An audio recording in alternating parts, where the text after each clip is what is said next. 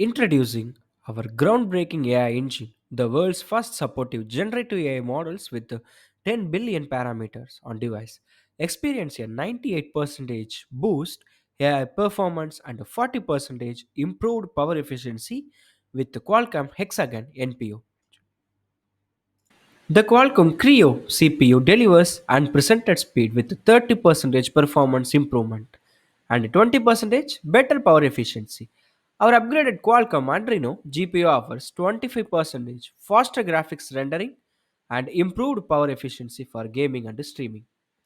Capture AI enhanced photos and videos in real time with Qualcomm Spectra Cognitive ISP, ensuring outstanding quality in any environment. Enjoy voice activated generative AI photo and video editing.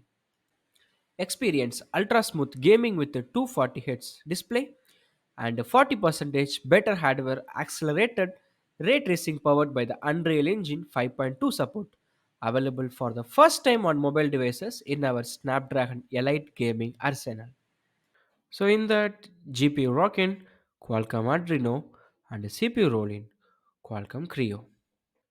So this processor feature wise, hexagon scalar accelerator. So it's used for the enhanced scalar processing power and a dedicated power delivery system, efficiency of power management and hexagon tensor accelerator. It will be improving that AI processing.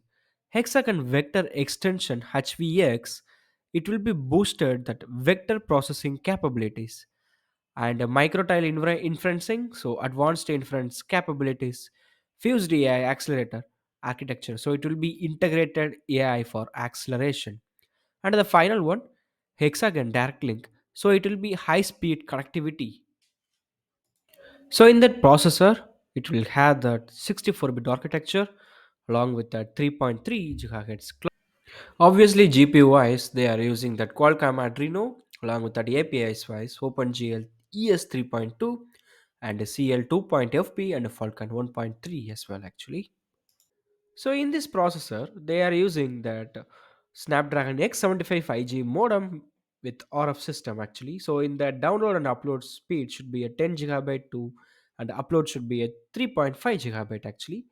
So that performance specs wise, so all are they using that only latest thing like Qualcomm 5G ultra low latency suite along with that smart transmit Gen 4 and a 5G AI shoot Gen 2 and a 5G power save for power saving thing during the 5G network, so that Gen 4 actually.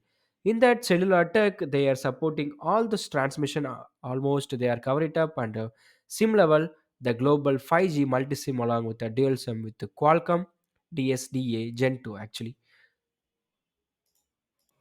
So in that Gen 3 processor memory type, obviously the latest memory type of LPRDDR5 and the memory frequency 4800 MHz and the bus we have a 416 bit of buses actually and a maximum bandwidth of 77 gigabyte and the max size should be a 24 GB. Compare with the Gen 2, Gen 3 had a better performance actually. And here is the Antutu score. So in that Antutu score, compare with the Gen 2, Gen 3 have a beast performance.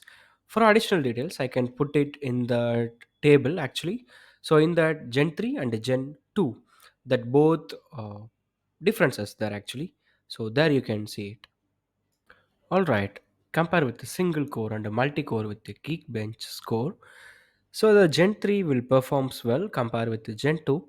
So in that single core level, Gen 3 had a better performance compared with the Gen 2. Same as multi-core performance also, Gen 3 will play the dominant role actually. At the same time, I can add that asset comparison and HTML5, PDF render, image reduction, HDR, background blur, photo processing, ray tracing. So all those things, details, I can add it in the table actually. We hope you found this video informative and helpful. If you did, please hit the like button and consider to subscribe our channel for more videos like this in the future. Also, don't forget to share this video with your friends and colleagues who might find it useful. If you have any questions or comments, please leave them in the comment section below and we'll be happy to respond. Thank you for watching. We'll see you on the next video.